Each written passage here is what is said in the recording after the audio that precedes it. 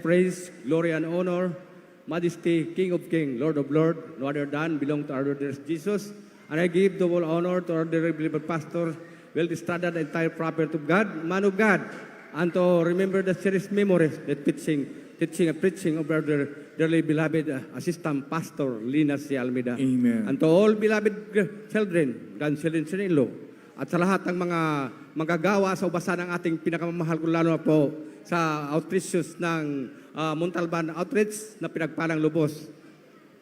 At sa lahat ng mga kapatiran nandito ngayon, sa mga baguhan, bisita, welcome to the Jesus Miracle Crusade International Ministry. Minamahal, sa lahat ng mga bisita, baguhan, ito, makinig kayo maigi sapagkat itong patotoo na aking ipapatuto sa inyo, hindi ito fabricated, kundi ito nangyari sa aking buhay at kailanman hindi ko ito malilimutan at kailanman hindi ko maaari na ikakait sa inyo na ang Diyos dito sa Jesus Miracle Crusade ay totoo. Ang pastor dito sa buong mundo, sila lang ang totoong pastor. Amen. Hallelujah. Minamahal, nasib ako dito 2007, December 2. Ako po may malubhan ng karamdaman. Ang aking karamdaman ay maligang TB.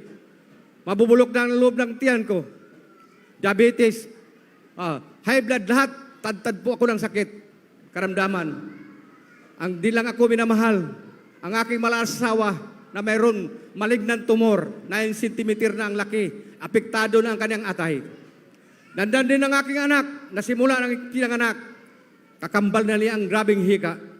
Ng aking anak din na babae, mayroon ding sakit sa puso. Ibig sabihin, 4 kami na malubhang mga karamdaman dito. Subalit minamahal, bago mangyari yan, ako magkasakit. October 2007, habang ako galing sa ospital, nagpa-check up, sa aking karamdaman na mayroon na pala akong karamdaman na TB, una lang sakit ko. Pag-uwi ko sa aming tahanan, minamahal, mayroon akong nakita na malaking streamer nakasabit doon, malapit sa aming tahanan. Pero minamahal, dahil isang Surigao noon, sabi ko, kilala ko ang beloved pastor. Sabi ko, daga Surigao siya. Alam ko, ito ang pastor, gaya din sa isang gawain doon na lumalaban sa gobyerno na maraming nagbuwis ang buhay. Sabi ko, pare-pareha lang siguro to.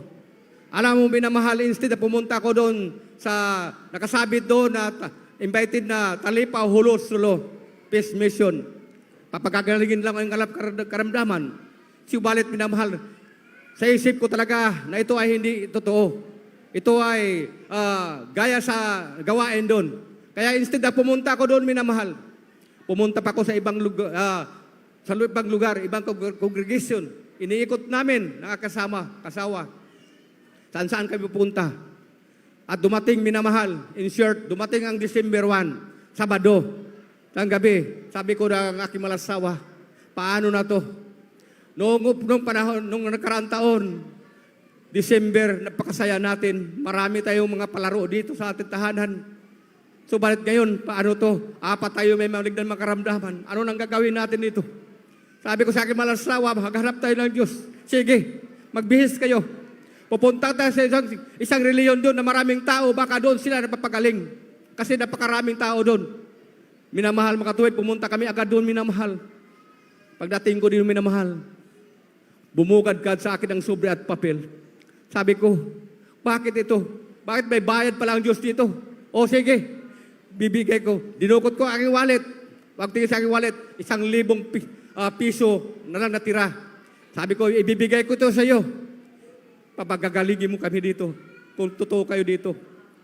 Minamahal, taliwas. Pag-uwi namin hating gabi, minamahal. Tapagkat ang sabi ng doktor sa akin, minamahal, Mr. Kanda, tandaan mo, sa lubhang mong karamdaman mo, isang espesyalista sa doktor na akin nagsasabi sa akin, kung di ka bedridden, mamamatay ka.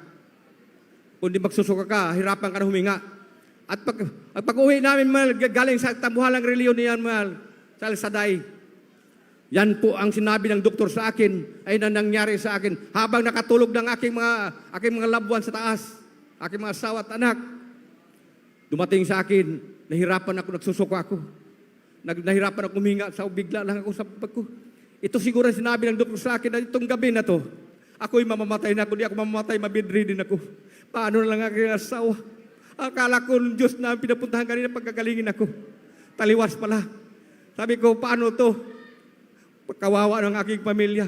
Lahat kami may karamdaman. Ako bukas, kung totoong mamatay ako ngayong gabi, siguro, di ko na sila makita. Kaya minamahal habang ako nagsusuka, nahihilo.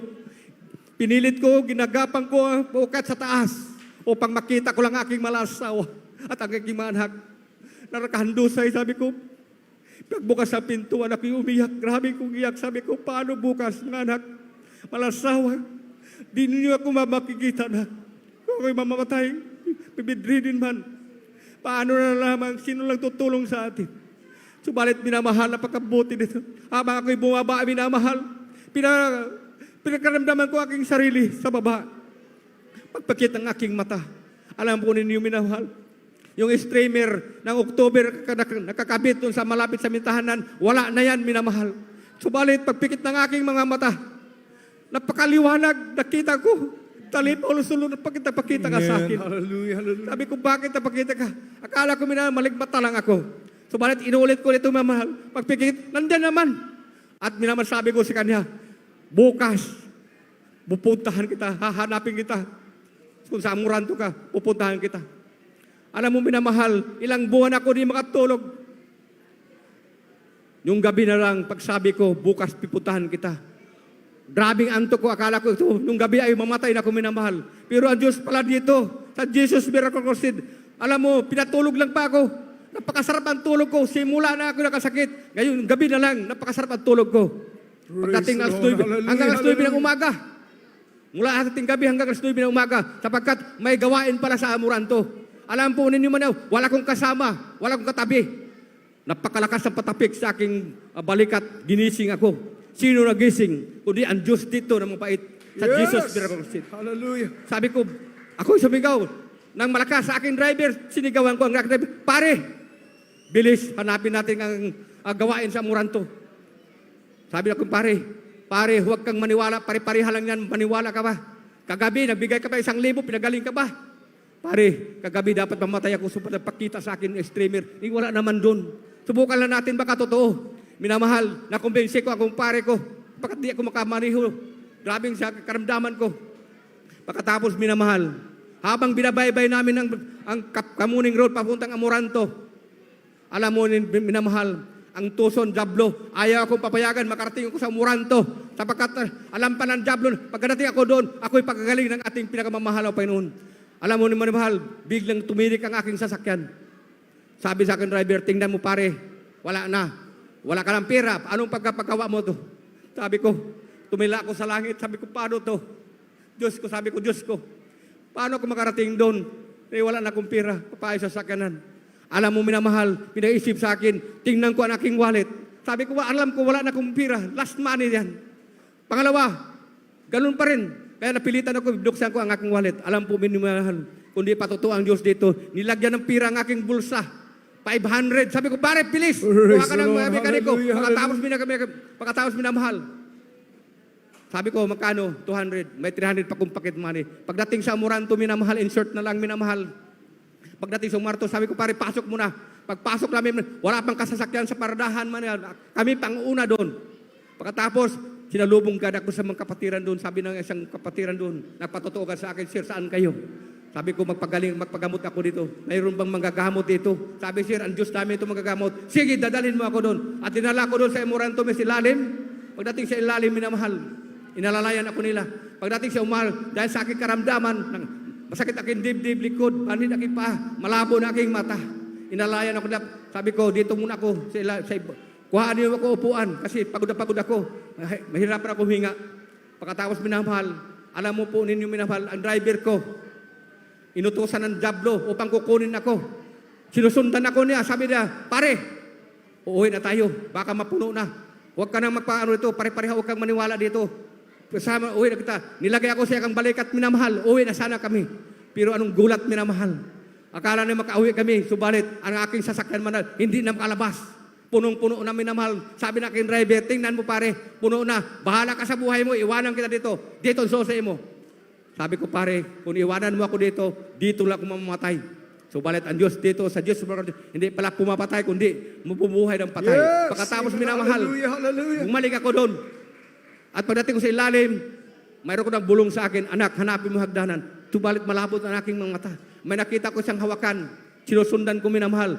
Subalit anong tuwa ko minamahal. Pagdating ko sa ibabaw minamahal, ang aking mata na malabo, liwanag ng Diyos doon sa Jesus. Praise the Lord. Napakaliwanag na. At nakita ko kayo.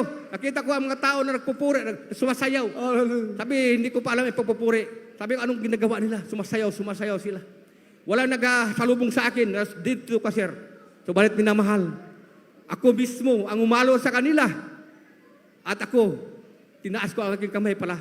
At ako, sinusundan ko pala ang tugtog nila. Kahit sa kahirapan, kahit sa kahinaan ng katawan ko. Nagtataka ko, bakit sa kahinaan ng katawan ko? Bakit ako sumasayaw? Yung pagkatapos ng sayaw, halos isang oras, minamahal. Anong gantit pala sa akin? Lumabas ang aking pawis, na grabing pawis. At ako, umiyak na pala ko. Ang aking luha, at luha na halo-halo na. Wala akong ipapunas. Subalit minamahal.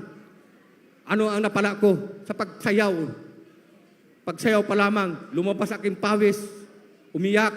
Alam mo, ang aking sakit na dibdib, nawala. Ang aking sakit ng ulo, nawala. Ang banid aking pa at kamay, nawala. Ni-restore ako dito. Sabi ko, grabe dito. Himala pala dito. Namilagruhan ako.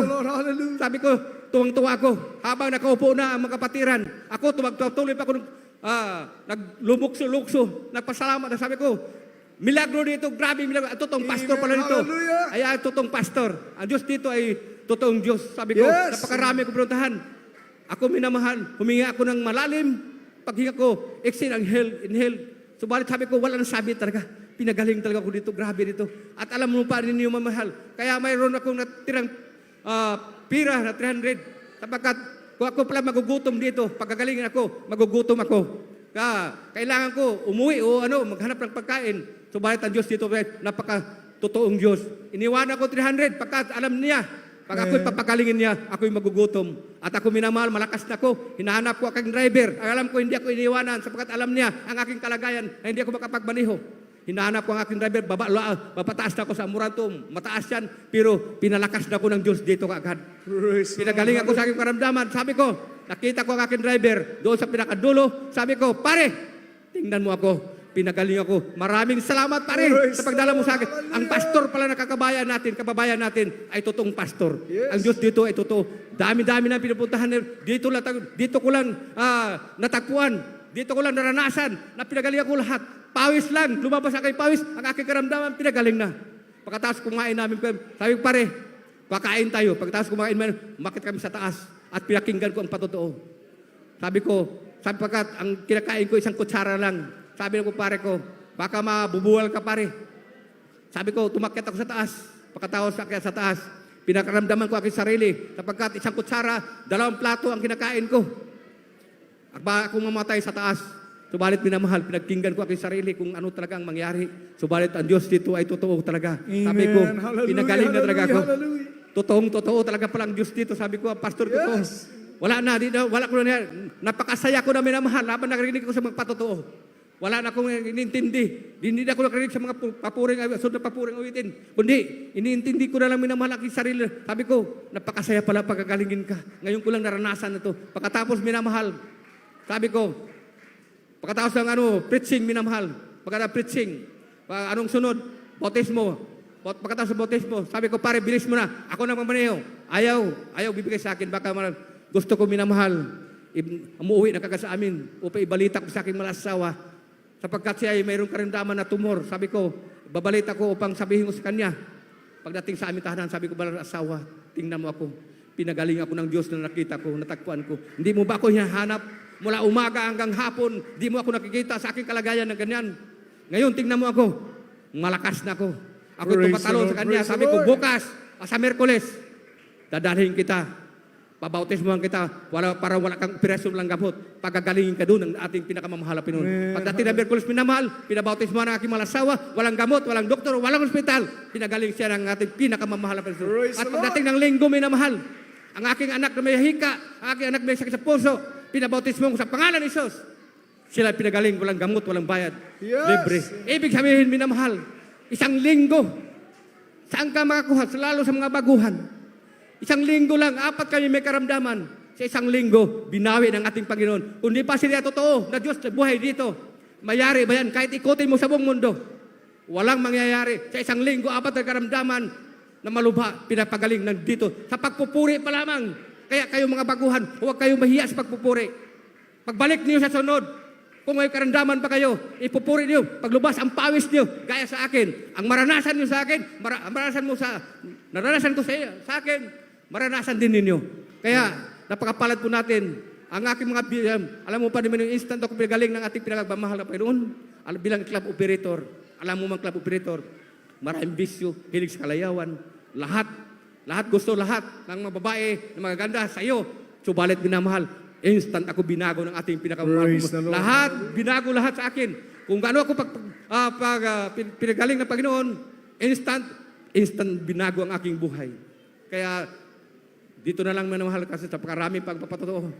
Kaya ang lahat ng kapurihan, pasalamat, pagdakikila, pagsamba, ay tanging lamang sa isang Diyos na buhay. Walang iba ang ating pinakamamahal na Panginoon. Amen. Praise the Lord.